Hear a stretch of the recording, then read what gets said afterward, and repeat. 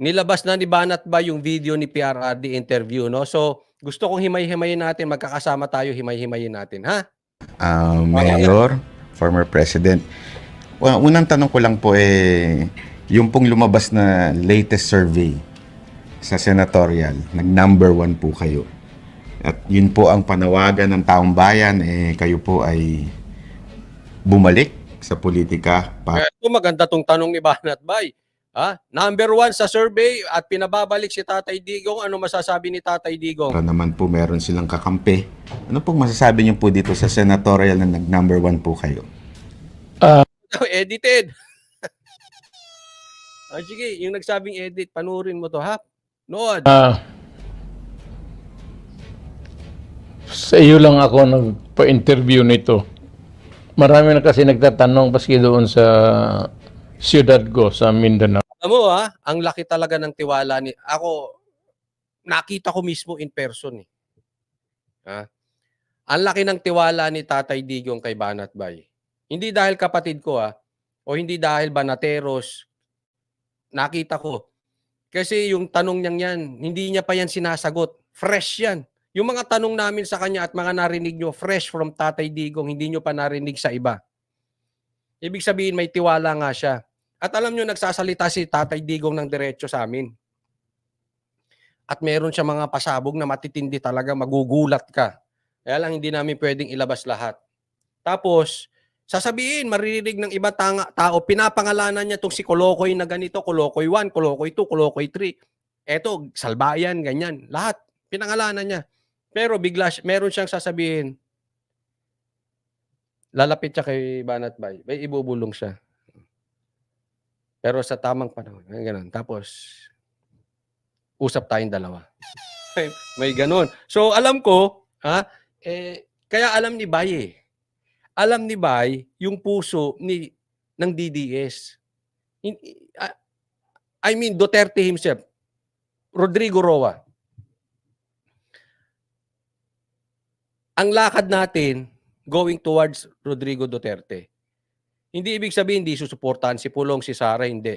Basta, kung DDS ka, ang pakinggan natin si Tatay Digong. Andyan po yung direksyon natin. Wala akong naibigay na sagot. Ayaw kong magpa-interview kasi ayaw kong sumagot. Pero titignan ko yung panahon. Hindi dahil sa gusto ko, ayaw ko na. Tapos na ako sa politika, dumaan na ako pagka-presidente. Wala nang sa akin na meron pa akong ambisyon.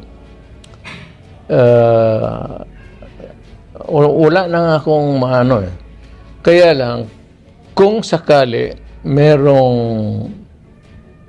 compelling reason na kailangan ang boses ko, pwede kasi magsalita ako sa civilian, but wala kang platform.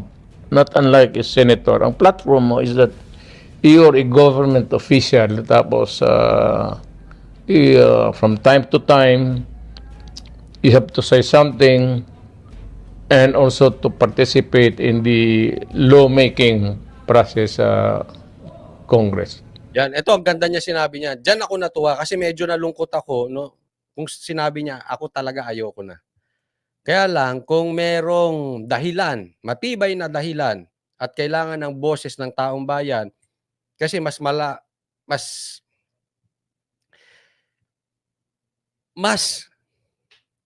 makakapagsalita siya pagka nasa loob, no? Kasi siyempre may privilege speech din yan. Gagawin niya. Coach Oli, tanong, yung honest opinion mo, sa basa mo, kasi may nagtatanong ng ganyan tatakbo sa 2025 si Tatay Digong o hindi? Mamaya pag-usapan. Sa dulo, sasabihin natin. Ang masagot ko sa iyo, prangka-prangka, kung may rason, if there is a compelling reason na kailangan akong lumabas uli at pumasok sa politika, hindi na politika dahil gusto kong politiko, kung kailangan yung boses ko para marinig, I have to say something that is that is for my country, whether it is really a negative o positive yung sinasabi ko against usually yan sa gobyerno talaga. Baka mapipilitan ako, tatakbo ako ulit. So pag may clock Kung may compelling reason lang. Compelling reason. Kung wala, ayaw ko na talaga kasi pagod na ako. Sir, magandang gabi po. Na-extra. Maraming salamat sa sagot ninyo. Kayo natuwa doon. At least kung may compelling reason, meron kaming magiging boses ngayong 2025. Ito po ang aking tanong patungkol dito sa PI. Dahil yan po ang mainit na balita ngayon at merong di umanong pera kapalit ng pirma. Kayo po ba ay pabor dito sa People's Initiative na kung tawagin nila? Yan ang main issue. Yan po kaya ang tanong natin. The main issue ngayon, huwag tayong maliligaw. Diyan lagot ang Pilipinas sa People's Initiative na yan. Pag napalitan tayo, hindi na natin kayang pababain pag naging parliamentary tayo. Alam mo, they are denying itong nagbibigay ng pera. Pero matalino pa rin si Tatay Digong. Alam niya dinideny pero hindi daw nila maamin. But in some provinces or congressional districts for that matter, talagang nagbibigay ng pera, nag-umpisa na, ang buong Pilipinas, alam ninyo yan.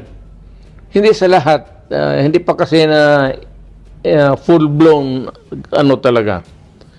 But meron nang nag-umpisa, nagbigaya na nagpapirma na, tapos napagbigyan, nabigyan. So, ang totoo niyan, huwag na tayo magbulahan. Halata naman talaga at alam ng tao. Kung ano lang ang totoo, sabihin mo na lang para... Ba't di nyo kayang sabihin yung totoo? Di ba? Sino yan? Papagawa kayo sa tao, kayo tambaluslos. Papagawa kayo sa tao, tapos hindi nyo kayang diretsuhin. Wala nang problema. Nabigyan namin, ganon.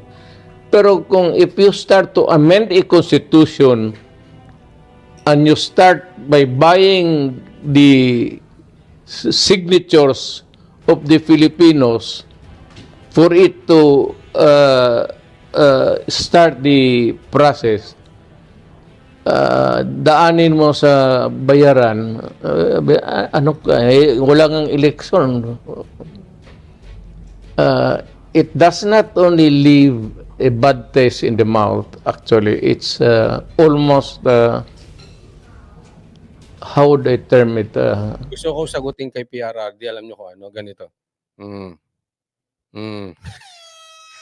Hawak ko yung mic Gaganon sana ako, kaya lang baka magalit si Banat Bay. Sabi niya, niloloko mo si Tatay Digong Repugnant.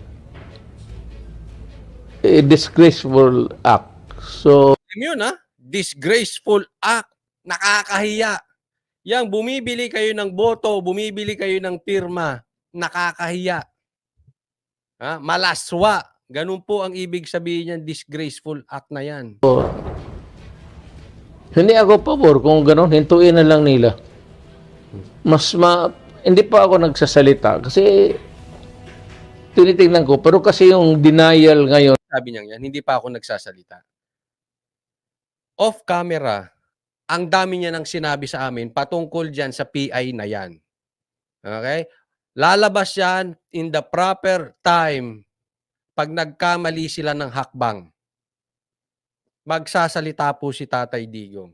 Pag ayan ay tinuloy nila sa maling paraan, magsasalita yan.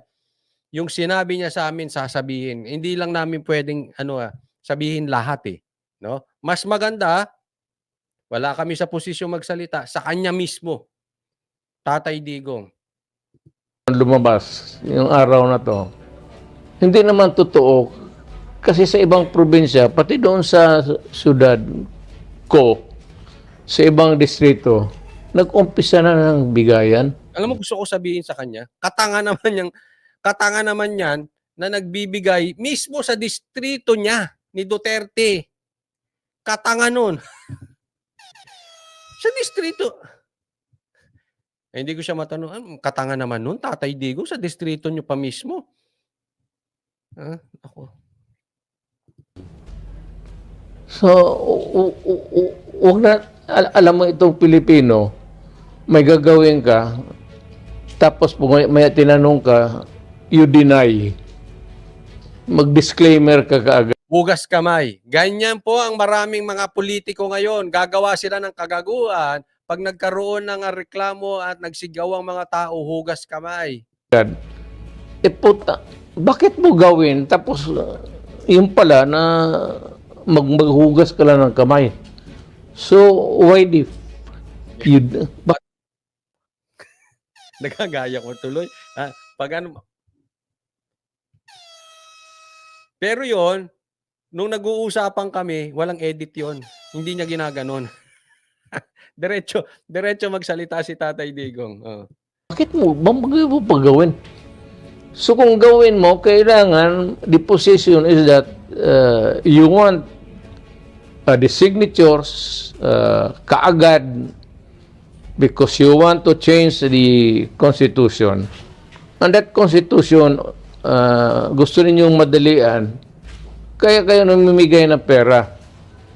Ang end result nito is that a new Constitution, if ever, it will just destroy the nation. It will open the floodgates of political abuses, pati Ito it will destroy. Yang PI na yan, sisirain ang bansang Pilipinas. Bubuksan ang pintuan para sa mga abuso. Yun po ibig sabihin nun. Abuso o mga abusero. Huwag nating payagan yan. Delikado po talaga. Yan po ang stand ni Tatay Digong. Kaya yung mga nagpupush ng Chacha at kayo ay DDS, pwede ba preno muna? Eto, pakinggan nyo mismo, galing na kay Tatay Digong. Ako rin, hindi sa ibig sabihin ayaw ko sa Chacha. But the timing now, at minamadali, at mayroong bilihan, hindi porket maganda yung end goal, pwedeng pangit yung pamamaraan. Pag pangit ang pamamaraan, pangit ang proseso, kahit gaano kaganda ang gusto, kahit gaano kaganda ang end goal, mabababoy. So please, makinig po tayo kay Tatay Digong. Siya mismo. Napapakinggan nyo naman Baka sabihin nyo, fake news ako. Siya mismo. Ayaw niya. Maliwanag, galing musmo sa bunganga niya. Ayaw niya. the perpetuation of powers. Kung sino ngayon, gusto nilang tumuloy-tumuloy. Yan, maliwanag. Ginanyan ko lang, bakit? Gising. Para magising kayo. DDS, especially gising. Huwag na nating ulitin yung mga nagkamali na DDS nung 2022. Kahit ano pa sabihin ng vlogger ninyo, papaalala ko lagi, 2022 election, huwag nang ulitin. Hindi na, yung may gusto niyan, ayaw nang umalis sa pwesto. Sinong nagsabi? Ayan, si Tatay Digong mismo. Hindi, ayaw na talagang nakatikim Alam mo yung parang taong galing sa hirap at nakatikim ng yaman? Hindi niya nabibitawan yung yaman. He or she will do his best. Kahit mali, para hindi na siya bumalik sa hirap. Parang ganun. Eto, nakatikim na ng kapangyarihan. Matagal na wala, balik ang kapangyarihan. Hindi nabibitawan. Yung sarap ng concert. Naintindihan? So, maliwanag po yan Ayaw ni Tatay Digong. Ngayon, kayo, kung maniniwala naman kayo sa budel-budel, or makikinig kayo kay Tatay Digong, hindi kayo nakinig noong 2022, sa inyo na yan. Pinapaliwanag lang natin. Muli, nagsalita si Tatay Digong. Ulit, kay Banat Bay ulit nagsalita. Hoy mga gago, kung mga ulol kayo, itong demokrasya natin sa Pilipinas, palit-palit ito. Ang problema, pag nandiyan kayo nakapwesto, gusto na ninyo habang panahon hanggang apo ninyo sa... Saglit, may sasagutin ako. Respect everyone rights po. Itinadhana po yan, pinahintulutan ni God. Kaya nangyari at nangyayari now. Tanggapin po pero pwedeng baguhin someday. Tama, naniniwala ako dyan. Lahat ng bagay ay itinadhana at pinayagan ng Diyos. But it doesn't mean wala kang gagawin, wala akong gagawin. Halimbawa, may nangyari, nabangga ang kotse mo. Pinayagan yun ng Diyos, nangyari yun. We should learn from it. But ibig bang sabihin, wala kang gagawin? Hindi. Ano, ibabangga mo parati yung kotse mo? Hindi. May itinuturo ang Diyos sa'yo. Meron kang kailangang gawin. Di ba? Ito yung sinasabi ni Criselda. Meron tayong, hindi tayo pwedeng maging passive sa mga nangyayari dahil hinayaan ng Diyos. No. Ang faith is proactive. We have a part to do about it. So kung nakabangga ka, meron kang dapat gawin. Hindi pwede, okay, tinadhana ng Diyos. Hayaan mo na, basta ako magdadrive pa rin ako. Kung ano ko. Hindi ba, tuto ka, kaskasero ka eh. Dapat natuto ka na nang hindi ka ulit mabangga. O, di ba? Ngayon, kaya pinapaliwanag ko, dapat matuto tayo nang hindi tayo laging nababangga. Matuto tayo nang hindi tayo laging nabubudol. Matuto tayo sa pagkakamali. Pag hindi tayo natuto sa pagkakamali, yan po yung sinasabi ni Banat Bay na tanso. Kasi nagkamali ka na, ayaw ka pang tumino. Ayaw mo pang baguhin. Alam mo, demokrasya to. It simply means that at least there is, over time, we have to go into electoral process. If you are retained by the people, it's because you are performing well, hindi ka corrupt, maganda ang record mo. Ang ganda na sinabi ni Tatay Digong. Kaya nga mayroong electoral process. May election. Kung ayaw mong bumaba sa pwesto mo at gusto ko ng tao, hindi ka corrupt, edi magpaboto ka. Kasama ang taong bayan. Diyan sa tsa-tsa na yan, kayo-kayo lang. Ayaw niyong bumaba dahil kayo-kayo kukunin niyo yung power. Sa eleksyon, kasama ang taong bayan. Ang boses ay nasa eleksyon. Ba't niyo aalisin sa taong bayan?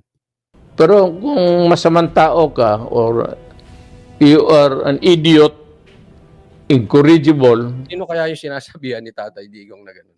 If you're an idiot at masama kang tao.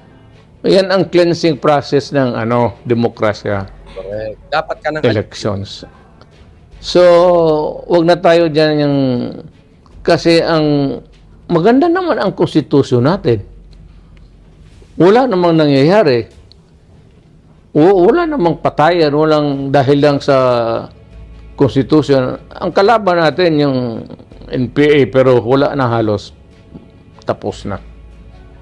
So bakit pa tayo magpasok ng masakit ng ulo na alam ninyo na para talaga sa in order to, you want to stay in power. Need I say more? Okay ang Constitution eh. Bakit pa tayo kukuha ng sakit ng ulo? Dahil lang sa ayaw bumaba. Fake news. Ay, pakinggan mo, i-replay mo. Tatay Digong mismo nagsabi. Sa mga bashers, siya mismo.